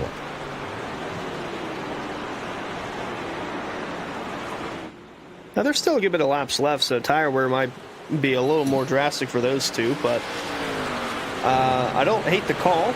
And again, track position very key. Just will the 2 tires hold off on the end? And we always also make a point in these races where your bed is made, as we like to call it, where it's your last chance to pit. There's not really going to be a tangible opportunity later in the race to get that track position back if you do choose to pit. All that being said, I don't know if this is the make your bed lap, Hunter. I mean, I feel like with the tire where we have seen in the relatively smaller field, there still could be opportunity to pit later in the race, but we'll see how it all shakes out. Indeed. As we'll get the one to go this time through. We'll put Nichols in a good spot again, has yet to win here in Indianapolis. Jonathan Evans sitting 17th in the point standings, only 1 top 5 and 1 top 10 to his name, so has to try and do something to put himself in a good spot to make the chase. Yep, and that is not far away here. Obviously, if you're watching this live, it is the middle of May, and our first chase race is the beginning of July, which is only a month and a half away, which sounds like a lot, but it's really not. It's only a matter of 1, 2, 3, 4, 5 points races. One of them being a road course, mind you, at the Daytona road course, which is not a track that these drivers are going to be too experienced with because it hasn't been run in about 5 years. And then again, the race to cut off the chase is going to be at Talladega. So you got to take advantage of these opportunities, because there's 2 essential wild cards that will separate you from that opportunity. Yeah, absolutely. I mean, Talladega is going to be a chaotic race nonetheless, but interesting to look at this restart. Jake Nichols is back going to be on the front row. Jonathan Evans, although he was caught up in that last wreck, the 2 tires helped him gain a lot of track position. We restart on the outside lane, so we'll have to see how this shakes the rest of the field. We've already had a restart stack up. And we've already had wrecks going through turns 1, turns 2, turn 3. We haven't had one in turn 4 yet. Well, I mean, that'd probably be the most opportune place to have a wreck here for the finish is turn number 4, but we'll hope that doesn't come to fruition. But again, 2 tires up front. Jake Nichols has been up front today, so he is not a stranger to leading the field, but he's going to be a stranger to leading the field on this two-tire strat. Highest Jonathan Evans has been on the day. Pacioli has led about 13 laps, and Brian Mercurio just about complete with his last to first challenge after his end-of-line penalty. Now he is in the best position he could be with the freshest tires he's had, proportionate to the rest of the field. But let's come into the restart box once again. What kind of jump are we going to get? The long drive into the Indianapolis restart zone. Barney has the flag. And that's a pretty decent jump by Evans to the outside. Let's see what Pacioli can do in one. They're going to be door-to-door. He's actually going to touch the 26 slightly. Nichols going to drive away from it, and it's a dogfight for him second on back. They're all stacked up. Turn 2 is going to be a little bit of a mess trying to get everybody all fanned out. Oh, and, my goodness. We've already got one car almost go on the apron. I'm not... is that Jonathan Taylor? It was. That was. I mean, that's booking the grass. That is not something that you see every day. Let's check that out quickly on replay. That 87 car. He got... Oh, that was just loose on his own. Oh, and then he got a little tap there. And just clipping the grass. Lucky for him, there was plenty of real estate down there. But still going for second. Back to live pictures. Pacioli and Evans. And is that Peyton Howell looking 3 wide to the top? Push from Mercurio to Pacioli on the inside lane. I saw Jeff Wright make a 3 wide down there on the inside lane. Still very tight for second on back. There's a little gaggle here. Second place is up for grabs.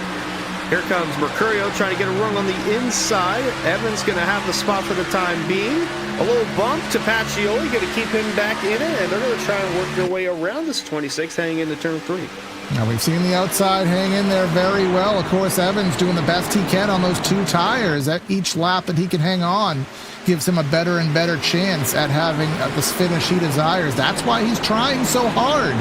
And we're seeing that outside be good. Pacioli really sideways. And the person loving this is Jake Nichols. He's pulled out to probably the biggest lead we've seen anybody have here today at about 1 second.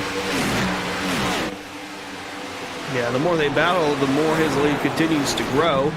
As they roll through turn 1 again. Evans on the outside. Pacioli's still struggling on the inside lane. Going to try and set him up for turn 2, but Evans with the stronger run. Won't be able to clear him. The 86 will get him back. He has the momentum from the 82.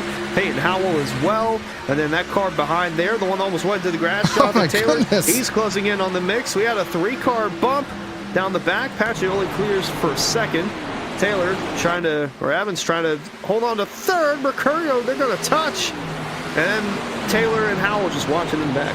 That was almost shades of the old Talladega tandem-style drafting on the back. They were just nose to nose to nose, and that gave them all the run. But now, how much tire does Pacioli have left? He certainly used a lot of it as they slice and dice down the straightaway. Evans to the inside with a block. Peyton Howell going to get that, what we seem to show as the ideal lane to the top. Evans tried to pinch it down there on those 2 tires, but moved Peyton Howell into the 3rd spot.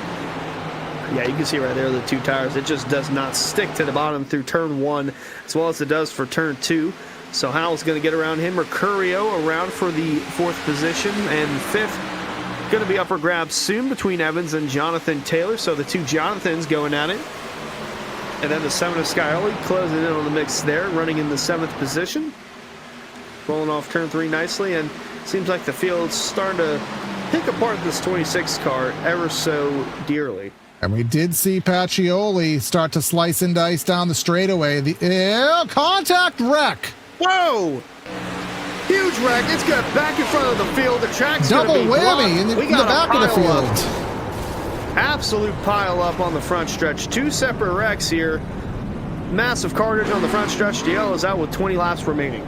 Oh my goodness, what a drastic turn of events here at the Brickyard. Again, seeing it up front here, Jonathan Evans in the 26. See contact. Oh, Scioli. I mean, we'll have to get an onboard from Scioli there. And oh my God, that's where the cataclysmic impacts came. This track block, talked about that in the pre-race, but we'll have to get a perspective from Scioli there. We've seen so many opportunities tonight where drivers are just They see a hole. The hole might be there, but there's some contact. Now Scioli's just following the 87, really not doing anything wrong. Evans just maybe going for a side draft or not, but... And then in the back, as a second impact, I see Diego Sainz. I could tell that red Jeff Gordon-esque car. Let's try to dissect the back wreck there. Might have been a checkup effect, I guess.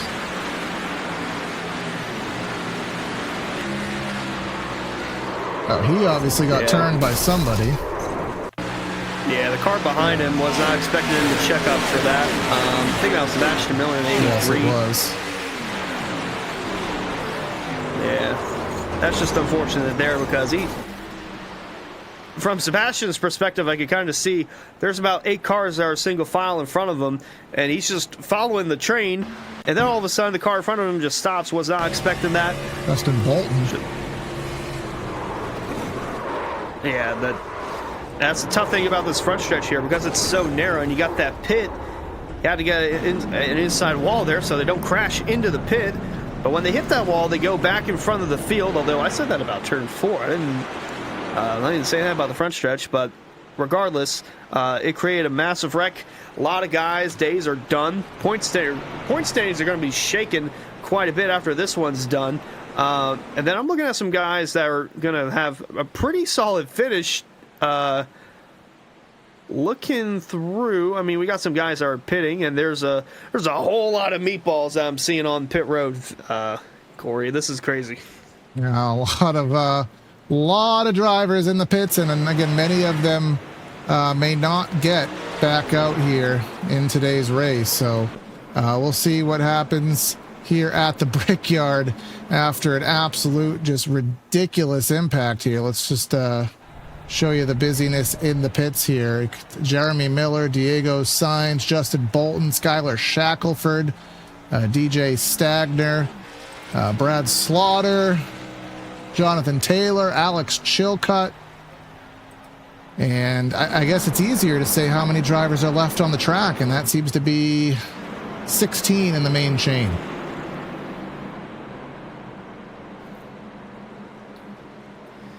Yeah.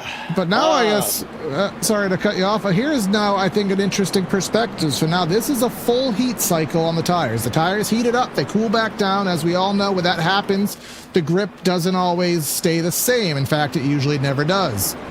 So now, who does this benefit more? I assume still Pacioli. I think he's going to be in the better spot. But at the same time, the heat cycle might make those 4 tires a little worse and give Nichols a better chance to sustain, so it'd be very interesting. I would say this benefits us, the fans and the commentators watching, because we get to see the action continue to unfold. Because again, that's what we got right now. You can see the last car there in line is Zach Kerr.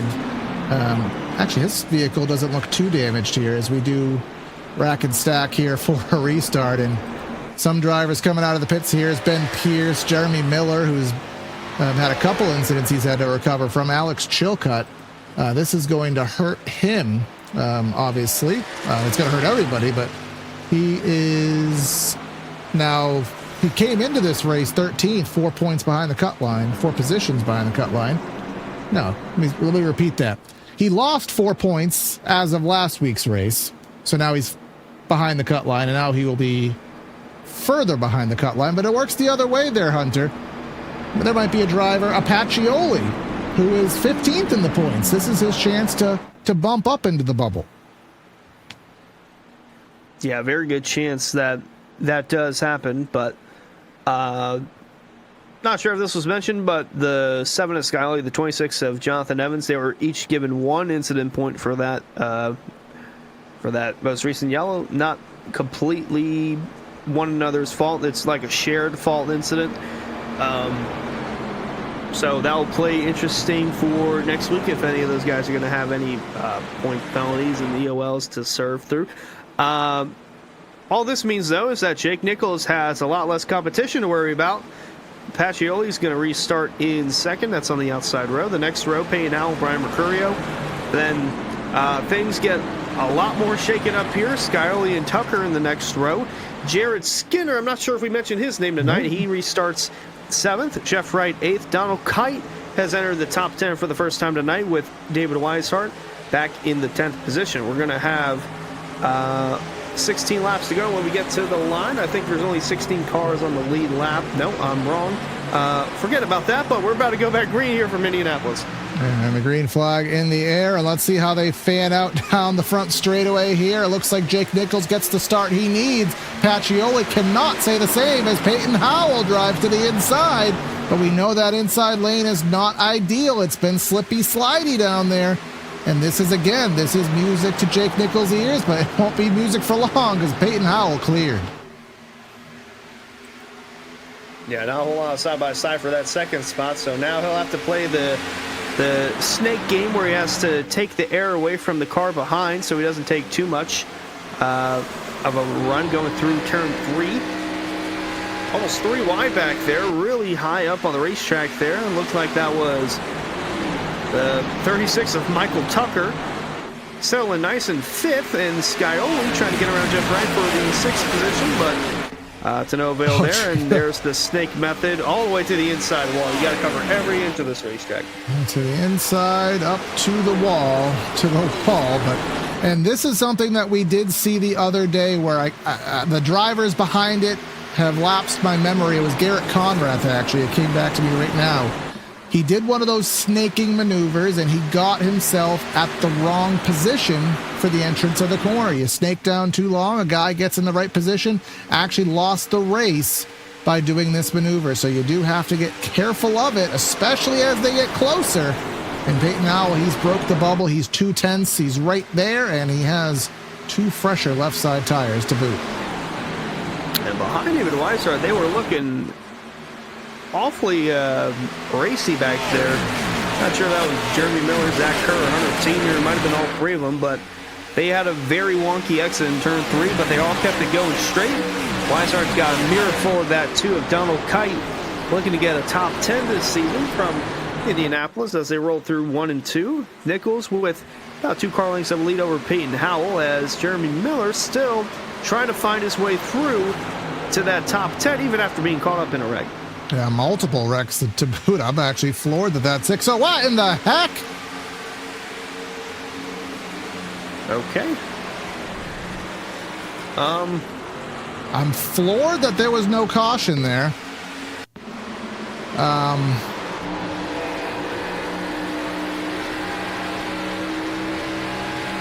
Is that like an insurance fraud brake check there?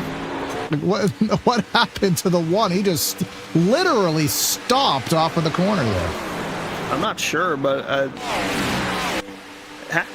is he pulled off on the racetrack? Unless he had a mechanical issue that happened at that exact moment. No, he's still going, so I'm not sure what happened there. Yeah. That was really odd.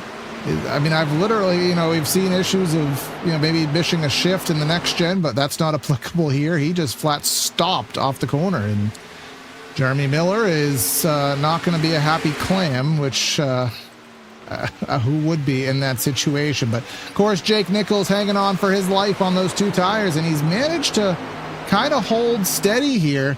Let's look at the lap times. You can see he was actually 300ths faster, but Timmy Pacioli faster still. Brian Mercurio down in the 0.3 of a second bracket. But as you said earlier, and in the old racing adage, just because you get there doesn't mean you can get by him, especially as difficult as Aero is here, as we now close on 12 laps to go. Yeah, getting closer towards the end of this one. The first 4 cars within a second of each other. You can say first 5. Actually, first 6. All within a second of each other. That being from Jake Nichols all the way back to James Scioli. First 6 cars are close nose and tail racing, but not a whole lot you can do unless you're Peyton Howell. He's got a strong enough run. He's going to look to the inside of the lead for Jake Nichols, trying to get around him going into turn 3, and Nichols is going to let him have it. So coming to 11 to go, the 52 of Peyton Howell jumps up to the lead. Here comes Pacioli looking to take second away, and it seems like the 2-tire call from Jake Nichols slowly starting to slip away from him. Jake Nichols, of course, as he wanted that win, he's still looking for that first win of the season, and unless circumstances happen, doesn't look like it's going to come here because he lost the lead, he lost second, now he's going to lose third. As here comes Brian Mercurio to the inside. Again, he's still looking for a win on the season. Pacioli certainly looking for a win on the season here. But that 86, I mean, I guess we don't really know. We haven't seen the 52 in clean air, but we have seen the 86 in clean air. We know he's one to battle with here tonight. Can he make something happen on Peyton Howell? He's still got a good gap to him, so doesn't have to do too much work, but Mercurio's going to get around Jake Nichols. Michael Tucker in the 36 having a strong showing in the number 36 machine. Whoa, nearly lost it there off turn 3. Him and Skyley, they're going to have to figure out a way to get around that 73 machine quick, because those front three, they're by Jake Nichols, and they can go, as Skyley's going to actually try and get around Michael Tucker here on the front stretch. Snaking going on once again as Peyton Howell will lead another lap here. The gap right around 0.2 of a second. Again, hitting that dirty air as Pacioli getting a little sideways on exit as Scioli, as you said, getting by the number 36. And I will say, just watching Peyton Howell, he's doing everything he needs to do now, because he's hitting his corner entries. He's hitting his apexes perfectly. Go on, let's watch him enter in 3 here. Is he? Never mind. Hunter Senior is, I mean, this is I think a hat trick here today of incidents he's been in one capacity or another, but let's, Look, him in the 88 might have had another run-in. All right, opportunity to the inside, and he washed up and car high. Okay. Battle for 20th on the racetrack instead of 25th. I think it was the last time for these two. So, I know Jacob Bell is having a blast watching this. Policing from above. The one will already have some sort of penalty for brake checking Jeremy Miller. I can presume it's a brake check unless something else happened. I'm not sure what else caused it, but that's to be determined at a later date, sometime after the race. But meatball for him, meatball for Shackelford. We got a lot of guys with a lot of meatballs. That one, though, going to the 88 of Shackelford, so +2 on the 88 for that one. And I'm looking here. I see 7 guys with meatballs. I don't think any of them are going to come back out. I know Jeremy Miller does have an Italian sponsor on his car with the New York Pizza Company on there, but not the kind of meatballs anybody would like here on the evening. Now, I talked earlier about the point of no return. Is your bed made? Is there opportunity to still pit? Now, Jake Nichols is in 4th, and he's on his fall through the field tour here. So, I mean, it is a risk to pit. Would he lose more track position staying out than he would get if he pitted and had fresh tires? Everybody's 16 laps into their run for the most part. 8 laps to go. Probably take the green with 6 to go. 19 on the lead lap. I think we're going to be faking. Let's see. I don't think Nichols is. I think he's going to have to. No, there he is. Him, Scioli. A lot of them. I will say a lot of them, though, are coming down pit road, so this could backfire for those that stayed out. So what do we have? 1, 2, 3, 4, 5 staying out. Fresh tires in 6th with 6 laps to go. Let's see. This is going to be a good race off pit road. Well, let's first off, let's see. Are they going to take 4 tires? Or is anybody going to do some interesting follies here in the pits? I mean, Jake Nichols has to take 4 tires. You can't take 2 tires back to back, or can you? No. Is that Opplinger, or it's Kerr? Yeah. Kerr must have taken 2.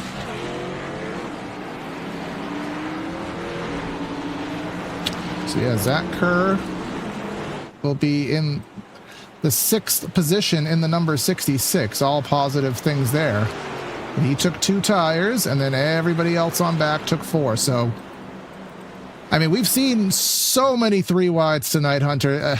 I mean, we've seen Jeff Wright go 3 wide on various occasions in that Pepsi car. He's on fresh tires. He ain't going to be afraid of it. Scioli didn't get the pit stop he desired. He's going to be back in 9th, but I think that's enough time to get it done. We'll get one to go this time by, almost certainly. So that'll be 6 laps plus any applicable green-white checkers to get it done. Yeah, that's the thing that I'm worried about, though, because I don't. It's so tough because the front 5, they have at least 10 lap old tires or more. Bryce Senesac with 10 laps. Everybody else inside the top 4 with 17 laps. My worry is that we get a yellow on the restart, and then we get put it towards that overtime window. I think we'll get the one to go this time through, have a restart with 6 to go, so if we get another yellow between now and then, I would assume that would push us into a green-white checker scenario, so it's going to be interesting, because we've already seen wrecks happen on the restarts, and stack-ups occur, tire spin. Not sure if that's going to be a thing on this one or not, but regardless, it's going to be something to keep an eye out for, as the lights are indeed off on the pace car. So we'll be going green with 6 laps to go. Absolutely the case here. Let's just go into our race recap. Brought to you by Whiplash SimCam. 7 cautions for 20 laps, so just under a third of this race behind the pace car. Only 4 leaders with 3 lead changes, and Jonathan Taylor actually getting the Xfinity fastest lap of the race, only because that's just the first name that came into my head there. But Timmy Pacioli, he has led about 13 laps here on the day, looking for his first win of the season. Peyton Howell looking for his second win of the season here in the Florida State Builders Pro Series. Mercurio looking for his first. Michael Tucker, I'm not even sure if I recognize that name, so it would certainly be his first win, may even be his first race here of the season. Then again, watch out for those fresh tires, 6th and 7th on back. And that's all we got. Look at that. That's all we got, Hunter. That shot here, that's our field right now. Yeah, I'm glad I don't have a stat of how many cars we wreck out, because that would break my brain trying to figure that out. But let's just say that close to half the field have wrecked out. 20th on back, they are not coming back on the racetrack. All 19 cars are on the racetrack are on the lead lap, but not all 19 are clean. Some of them have damage that have been repaired throughout the race. Jeremy Miller, I mean, he's been in 3 wrecks, and he just now has a meatball flag. Oh. That literally just happened as I'm looking at it, so he'll have to come back down pit road. So now we're down to 18 cars with only 6 laps remaining. Peyton Howell will be the leader on the inside lane. Pacioli on the outside lane. 6th on back, everybody has fresh tires, so going to have to keep an eye on that as the green flag flies once more from Indianapolis. The IMS restart box, and you can just see from this shot that Peyton Howell definitely got the whole shot, but can Pacioli clear for second? I believe he will try to shut the door on Mercurio. He will do that, which will give him the best opportunity to make a stab at Peyton Howell, but watch out for those fresh tires as Jake Nichols 7th in that gold car. Zach Kerr, he's on 2 fresh tires. He's in 4th, and he is showing ahead of steam, closing in on Mercurio and Pacioli. Jeff Ryan in the 48, going to have to keep an eye on him too. He's blocking the 73. They're bump drafting essentially down the back stretch and into 3. Massive run for the 48 here underneath Michael Tucker. He's going to clear him. Nichols going to get close, nearly touch doors with Tucker. Go around him on the inside lane behind them. Skylerly and Opplinger duking it out for position. But it's a race against time for those that pitted with tires, as Peyton Howell looking to get this one wrapped up quick. Got 5 more laps to do so. Well, Peyton Howell's going to have to watch out for that number 66 to the inside of Mercurio. Again, 2 fresh tires on the number 66. He has a little bit of a buffer. Actually, not much of a buffer, because Jeff Wright is on 4 fresh tires. And how it looks like tires are going to matter. Here comes Jake Nichols with a power slide off of 2. Yeah, they touched there through turn 2. Jeff Wright and Zach Kerr, they touched. And now here comes Skyoli looking 3 wide down the backstretch here, looking to get around the 73 of Nichols, the 82 of Mercurio. Nichols sends it in deep on the outside. So does the 96 of Opplinger on the inside. but that shook things up quite a bit as Kerr looks to the inside of Pacioli, trying to get around him for a second. They're going to touch nearly sideways off turn 4. Here comes Jeff Wright with a strong run to the inside. 2 tires and 4 tires, catching a guy on old tires and Peyton Howell. 4 laps to go from Indianapolis. There's David Weishart into the front stretch wall in the back of the pack, but Jeff Wright, he's going to be in the most opportune spot, but that outside is really tough. Washes up the track nearly into the 66. 66 will clear as we head about 3.5 laps to go, and watch those 2 tires from Zach Kerr coming off of turn 2 with a head of steam. Peyton's going to give him the bottom. He says, if you're going to pass me, you're going to have to do it on the difficult lane. Pulls door to door. Can he clear into 3, Hunter? He's going to be able to send it in deeper than Peyton Howell will, so we'll clear him with ease. Nichols and Wright are closing in on Peyton Howell and in a bad spot. They're going to touch going into turn 3. Somehow they keep it straight. Jeff Wright holding on the 3rd, trying to get around Peyton Howell quick. The 66 is driving away as Howell's into the wall. Jeff Wright and Jake Nichols going to go around him. They're bringing James Scioli, Justin Opplinger with him. It's tight with 3 to go. Absolutely. Some great stuff here as Nichols gets himself into a podium spot, but Jeff Wright also on the same tires, and Jeff Wright going for a power slide. But this is all a half second behind. Are those left side tires on the 66 enough? It seems to be, as we are slideways all across IMS here, coming to 2.5 laps to go. Jake Nichols wants that first win. He has better tires than the 66, but he's running out of time to get there. And the 48's been sliding his tires a lot more than Jake Nichols, so Jake going to take the opportunity to pass him into turn 3. Half a second between him and Zach Kerr. Looking a little further back, Casey Lakatos is 1 spot away from a top 5 finish.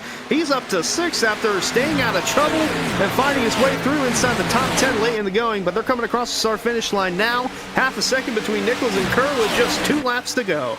And just on the stopwatch last time by 1/10 of a second faster, Jake Nichols to Zach Kerr. And as we say every race, and we'll say it again, if we get to the white, we'll finish it under green. But if we have a caution between now and the white flag, we'll rack and stack them up for overtime. But let's go bring up the telemetry on Jake Nichols as they skate down the straightaway. Watch that gap to the leader.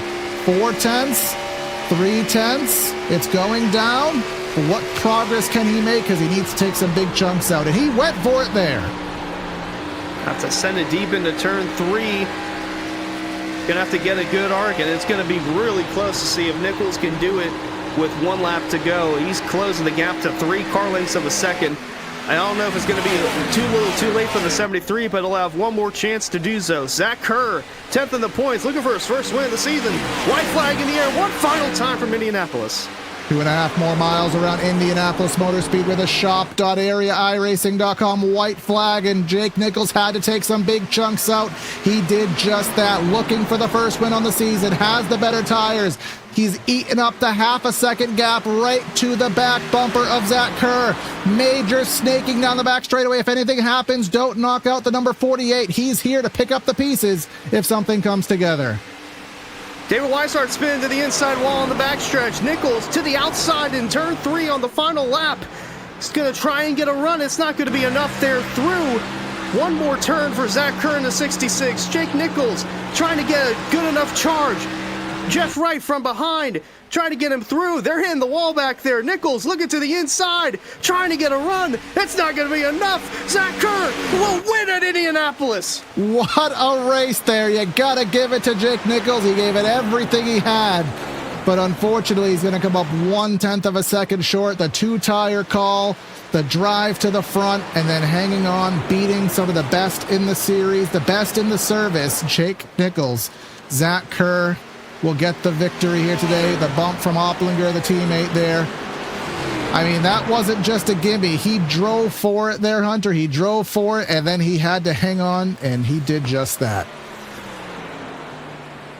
He absolutely did. And for Jake Nichols, it's one of those, if he had 1 more lap, he would have had him, but the time ran out. The glass slipper did not fit at midnight. It was done. Zach Kerr gets his first win of the season and puts himself in a really good spot. Like I said last week, he lost 3 spots after Rockingham last week. I'm pretty sure he's going to make up all 3 of those spots back, and then some points are going to be shaken up quite a bit after this one's all said and done. Zach Kerr came in 29th in the points, so Obviously, a big shakeup. A lot will happen, and he will head down to the front stretch here. Of course, as I always say, what is his milk of choice? Because he's going to get a sip of it as he's going to burn it down. Donuts, something here. Celebratory activities for the 66 in well-deserved fashion. But while he does that, let's start our post-race show. Give you the final rundown of results here today from area at the Brickyard. Final margin of victory, you saw it there on the screen. It wasn't much. It was 1/10 of a second. Zach Kerr over Jake Nichols. Jeff Wright drove himself up to third. Justin Opplinger and James Scioli with the top five. Casey Lakatis, phenomenal run for him in sixth. Peyton Howell all went too sour at the end, finishes seventh. Jared Skinner, Timmy Pacioli, and Brian Mercurio rounding out the top 10. Yeah, and then behind them, it was an absolute mad scram to the finish. Donald Kite coming up one spot short in 11th. Jackson Hartman in 12th. Ben Pierce 13th. Michael Tucker, got to give props to him, finished 14th. Didn't have the finish that he wanted, but was inside the top 5 there and top 10 for a good portion of the day for his first start. Bryce Senesac 15th. Ben Wissett 16th. Alex Chilcutt 17th. David Weiser, we saw him there spin to the inside wall on the last lap. He finishes 18th. Jeremy Miller 19th. Hunter Sr. 20th. And I gotta say, from 19th on back, no one finished the race, Corey. Everybody did not finish from this point on back. Never would have thought the highest attrition in the series would come here at the Brickyard, but that is what came to fruition here today. So we'll go straight to Victory Circle with Zach Kerr. Put it in victory lane. You took the 2 tires on that last caution, and you had to hang on to with Jake Nichols hot on your tail, man. How did you get that done, and what does it feel like to win at the Brickyard? Oh, I think it was just really good making a smart strategy call towards the end there. I mean, I saw Jake early on take the 2 tires, which it actually looked quite good, and I put myself in a position there after having the damage with the front stretch crash that I took the gamble with too, and that paid off. Yeah, we saw a couple drivers take 2, and it seemed to work out. Was there anything that you had to adjust to in the seat to make sure you didn't overstep, get loose, or did it handle better than you expected there as you needed every last inch that you got there coming to the checkers? I think the main thing to manage a race for me was my sickness. Having the flu all week hasn't helped, but the balance felt really good towards the end. I think the whole race was just trying to keep myself in a good spot, so... And of course, here as the season comes to a about halfway point, we're about 4 or 5 races away from the chase. I know you're far down there in the standings. You'll probably have a massive jump after today. I know you're probably looking for the Daytona Road Course, but do you think there's any chance with some solid runs you can get yourself in chase position? I think I just got to focus on some good finishes. The start of the season hasn't been too well with some unlucky crashes and everything, but hopefully after this I can put my best foot forward and secure some good finishes to put myself in at the end of the race. Absolutely, man. I know you're not feeling good, so we'll let you get and celebrate and hopefully feel better, but any final shout-outs before we let you go? Big thanks to all the LVV guys, you guys for all the broadcasts and everything. All right, man. Well, hopefully you feel better, and a victory lane is certainly probably going to help that. Yeah, thank you. And now, close but no cigar, Hunter has second place, Jake Nichols. Yeah, I mean, Jake, you gave it your all there at the very end. You had that yellow come out at a very opportune time, chose to take tires, and it turned out to be one of those. If you had one more lap, Jake, one more, you would have had him. Was there anything you could have done differently in those last couple of laps? Because it seemed like you caught him at a pretty good time, just didn't have enough time to get around him on the last lap. I don't know. I feel like I did everything I could as a driver. We were kind of getting bullied around a little bit. Really, even earlier in the race, kind of in those situations where we had the fresher tires, everyone with fresh tires just, body slams each other rather than just working together to move forward and pass older tire guys. But at the end, I expect it. We're all racing for the win at the end of the day. We all know that the first guy that gets through is going to have the shot. But either way, the aftermarket coffee Chevy was fantastic. Glad to have TC Sports on here and running this gold machine. It ran pretty good. Got the pole for our first time this season, and I felt like we had the pace to win. We were kind of just working with James to save fuel the first run, and we honestly were pulling away from the field doing it and just doing a little tandem. So either way, it was a great night. I wish we could have obviously been in victory lane and not second, but after last week's race, we'll take it. Yeah, and I know all turns are the same, but it seemed like that gold 73 was slipping and sliding a good bit. Was there one turn specifically where it seemed like just the car wasn't handling too much? Because there were a couple of times tonight that car was sideways, and I was a little worried that you were going to lose it, but you were able to keep it straight. Yeah, I was just trying to yaw it out a little bit. It was kind of on the tighter side, and it got worse and worse as the race went on. 3 and 4 especially, it was good. 1 and 2, the wind was pushing us up the track, so we were kind of tighter over there.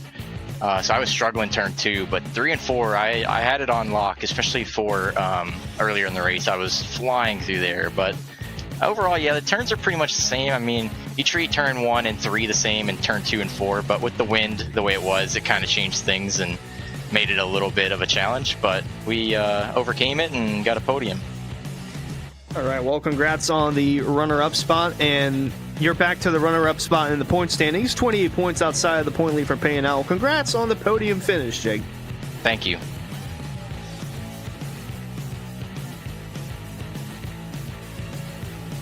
All right, and then rounding things through here on the podium, we got Jeff Wright, a solid 3rd place here. You had the tires.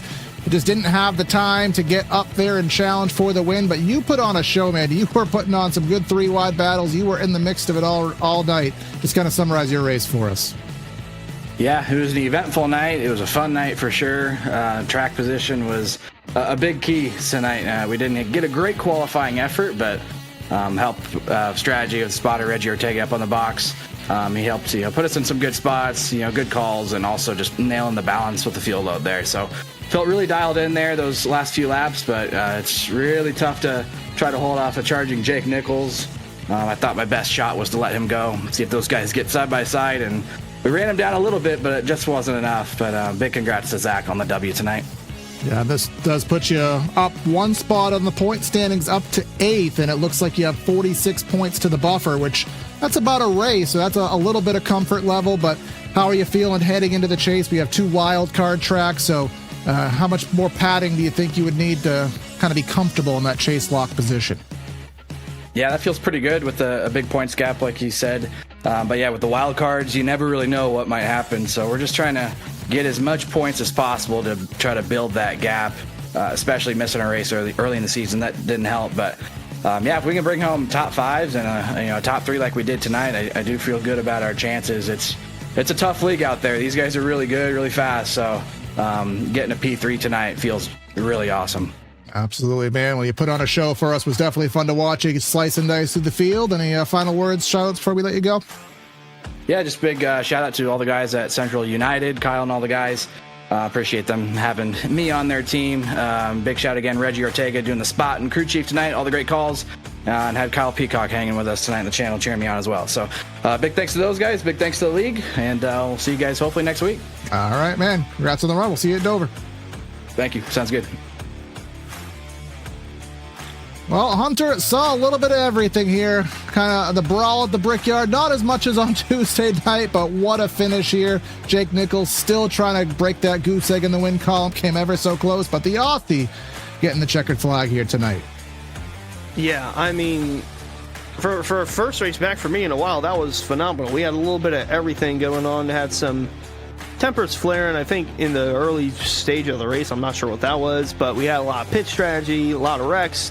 A lot of newcomers go through the field, and we had I wouldn't say a last lap pass, but it was a last lap thriller with any of the first 3 or 4, maybe 5 cars, all with an opportunity to win in case something happened to the leader, which that did not happen. And Zach Kerr gets his first career win in area competition. Phenomenal job to him. Jake Nichols moves up to 2nd in the point standings again. Peyton Howell, despite finishing in 7th, still holds the points lead. Absolutely. So some great stuff here. Again, make sure you like, share, comment, subscribe here on PTR TV. If you're on Area Twitch, consider hitting the follow and subscribe button over there. Head to shop.areairacing.com to get all your high-quality merch. And we'll stay tuned and see you next week. It'll be Dover here for the triple header of Area, but we also have some other content here on PTR TV. Love to see you guys in the chat communicating with us, having some fun for awesome good racing. But that's going to be Corey and Hunter signing out of the booth. Have a great night, and we'll catch you next time.